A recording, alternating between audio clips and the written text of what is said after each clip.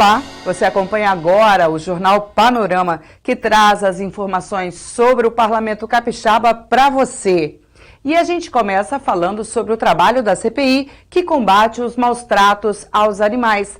Denúncias de episódios ocorridos na capital e também no interior do estado mobilizaram a CPI. A presidente da comissão falou sobre o assunto. Eu fico estarrecida com a brutalidade, com a crueldade existente ainda contra os animais aqui no estado do Espírito Santo. As denúncias chegam diariamente e nossa equipe, ela investiga o caso e encaminha para as autoridades competentes. No caso de Jaguaré, onde uma pessoa amarrou um animal com uma corda no para-choque do carro, foi decretada a prisão preventiva numa audiência de custódia. E também o delegado local, ele pediu uma medida cautelar para impedir que essa pessoa saia do país, caso em segunda instância ela consiga alguma liberação. No caso do pincher que levou uma paulada na cabeça e está correndo o risco de ficar cego, nós encaminhamos toda a documentação, vídeos e a denúncia para o delegado da Delegacia de Meio Ambiente, Dr. Eduardo Passamani, que já abriu o inquérito policial para ouvir as testemunhas. E no caso do Hotel e Creche My Pets, em Vitória, já houve uma diligência da polícia no local, onde identificou a proprietária e o agressor, que está nas imagens.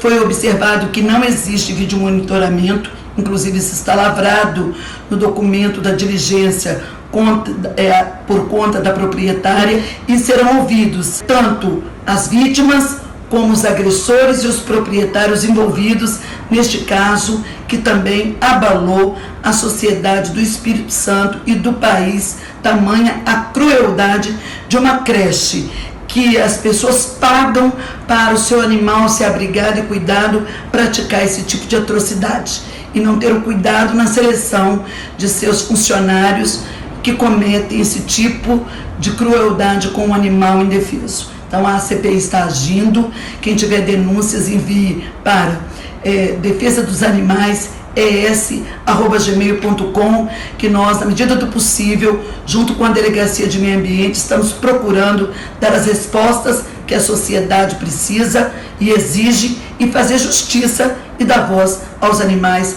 aqui no Espírito Santo. Lembrando que leis recentes aumentaram a proteção aos animais, como matéria aprovada pelo Senado em 2019, que os reconhece como seres sencientes, ou seja, seres passíveis de sentir dor ou sofrimento emocional. No final de setembro, o presidente da República sancionou lei que prevê de 2 a 5 anos de detenção, além de multa, para quem praticar crime contra os animais.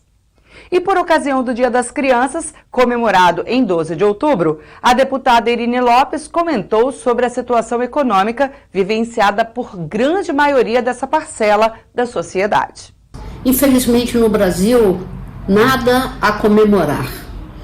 O governo federal vem desconstruindo todos os programas sociais que destinavam recursos para manter com dignidade a vida das pessoas das comunidades mais vulnerabilizadas. Eu estive observando e estudando o que está ocorrendo com as crianças brasileiras, e me deparei com um quadro dramático.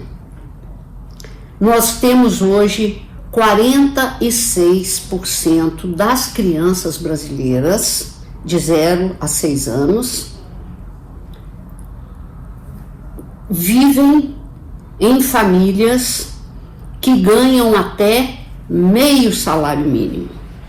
O salário mínimo inteiro, o salário mínimo no tempo dos governos Lula e Dilma, eram salários que tinham poder de compra. O salário mínimo atual não tem nenhum poder de compra. A primeira coisa que acontece com essas crianças que estão nesse estado vulnerável é a fome. É uma vergonha no século XXI, a fome está assolando o nosso país. É muito triste do ponto de vista humanitário e civilizatório, é insustentável que uma criança chore de fome e os seus pais não tenham como alimentá-las. Veja agora os principais fatos que marcaram a semana de trabalhos no Legislativo Capixaba. Esta semana não houve deliberação em plenário, isto porque os deputados só poderão votar projetos depois de deliberarem sobre um veto do governo que permanece na pauta. Os destaques ficaram por conta dos discursos em plenário. O deputado delegado Danilo Baiense manifestou preocupação com a segurança nos presídios, o que pode ter facilitado a fuga de um detento considerado de alta periculosidade. Em 2011, nós começamos uma investigação em cima de uma quadrilha que agia aqui no estado do Espírito Santo. Ela cometia uma série de crimes de homicídio, tráfico de drogas e tráfico de armas. Eles, inclusive, o chefe da quadrilha, ele determinava a morte das pessoas e ele acompanhava a execução pelo telefone. E deu muito trabalho para que nossa equipe localizasse a quadrilha. Nós localizamos a quadrilha na Ponta da Fruta e, a partir de então, nós montamos uma operação na tentativa de deter essas pessoas. Nós mandamos para lá 40 homens da Polícia Civil e da Polícia Militar e que foram recebidos a tiros. O chefe da quadrilha, o Wallace, mais conhecido como Tito, ele baleou 2 policiais, um civil e um policial militar.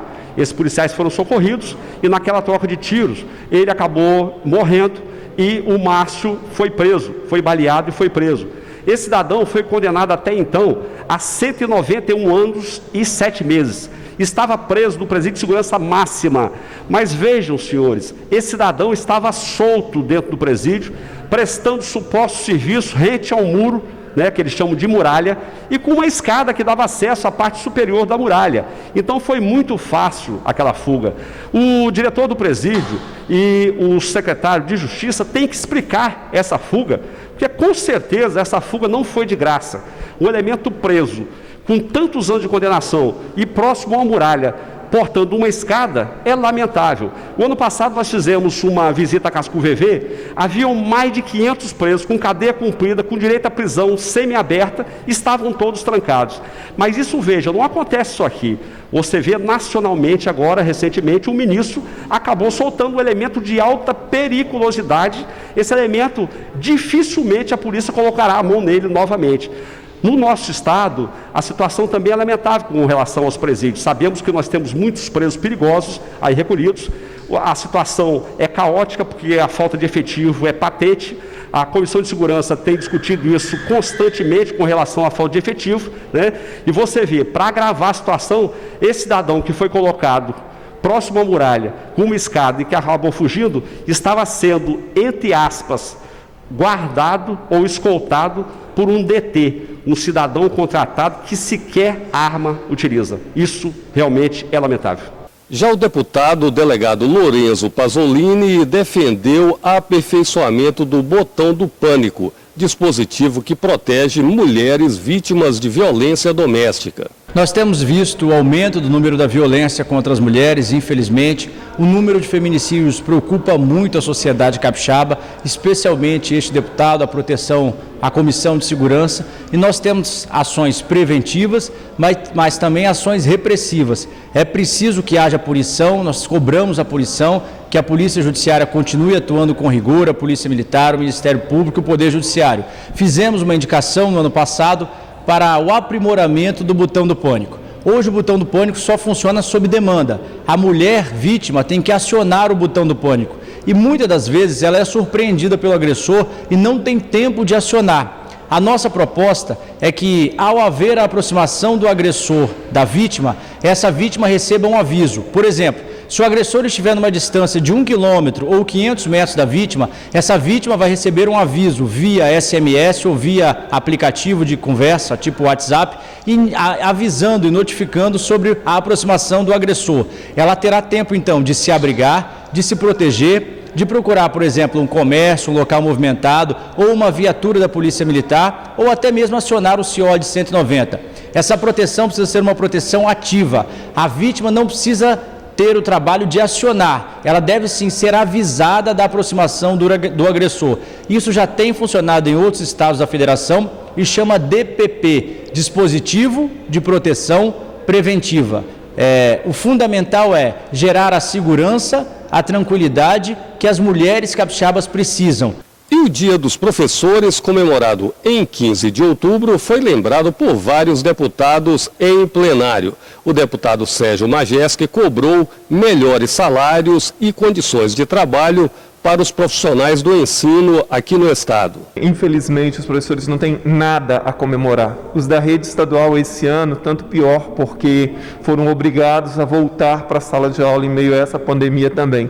Mas, independente disso, condições de trabalho, questão salarial, a desvalorização ela é generalizada do professor, tanto da rede estadual quanto das redes municipais. E eu estava mencionando ali, a média salarial dos professores é uma vergonha, né? No Espírito Santo, na rede estadual, a média salarial de um professor de 25 horas é R$ 1.800. Um ticket de alimentação de R$ 187, quer dizer, se compararmos o salário médio de um professor da rede estadual com o ticket de alimentação de um juiz, por exemplo, ou de um conselheiro do Tribunal de Contas, que é de R$ 2.240, a média salarial de um professor é menor do que o ticket de um juiz. Isso é um completo absurdo, né? Nós temos, assim, dos 78 municípios do Espírito Santo, 31 municípios, a média salarial dos professores é de menos de R$ 1.500. Nós temos municípios que pagam menos do que um salário mínimo. O município que melhor paga no estado do Espírito Santo paga R$ 2.300. Então, assim, e não é só a questão salarial. Quando você vai às escolas também, a condição de trabalho que esses professores têm, né? A questão da climatização das salas de aula, a questão, né, de internet nas escolas, a questão de laboratórios, de biblioteca, de quadras, de refeitório, quer dizer, é um conjunto de situações muito ruim, porque, por exemplo, se o professor tivesse uma média salarial ruim, mas condições de trabalho muito boa, já amenizava um pouco. Foi lembrada ainda em reunião da Comissão de Saúde a importância do Outubro Rosa, mês dedicado à conscientização sobre a importância da prevenção do câncer de mama. Nosso pensamento esse ano é que a vida mudou, mas a forma de cuidar dessa vida não mudou, que os pacientes procurem seus serviços de saúde, que façam a mamografia, os serviços de saúde ou do município, ou dos seus municípios, né? Ou para quem tem plano de saúde também. E tem sido a nossa bandeira que as mulheres e os homens também conheçam o seu corpo. Sabemos que toda neoplasia ela é curável, desde que ela seja diagnosticada no momento precoce. Isso é possível se essas equipes do PSF, das unidades básicas de saúde, estiverem atentas, treinadas para trabalhar nesse sentido. Evidentemente que casos graves vão aparecer, mas nós temos que trabalhar para que eles diminuam. Também esteve em pauta seminário realizado pela Frente Parlamentar em defesa da reforma psiquiátrica e da luta antimanicomial. Os participantes denunciaram o que consideram desmonte da Política Nacional de Saúde Mental. As comunidades terapêuticas, né, em grande medida, elas representam o retorno do hospício com a vergonha de se colocar e se autodenominarem hospícios ou manicômios. A lógica manicomial, portanto, ela vai se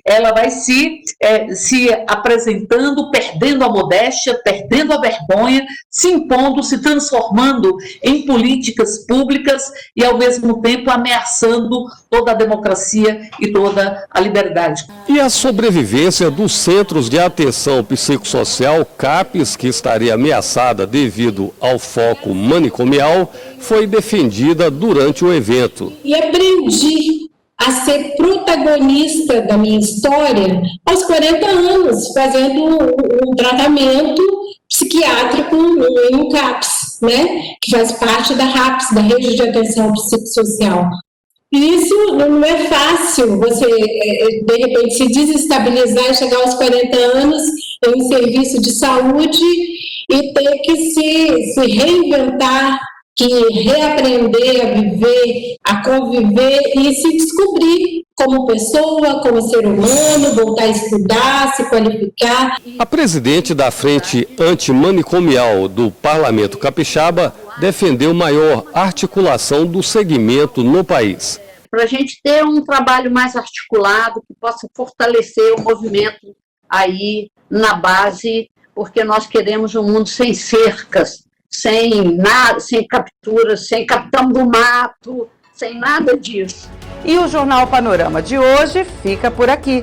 Você pode continuar se informando sobre as atividades do Parlamento pelo portal da Assembleia e pelas mídias sociais. TV Assembleia, mais perto de você e agora no canal 3.2.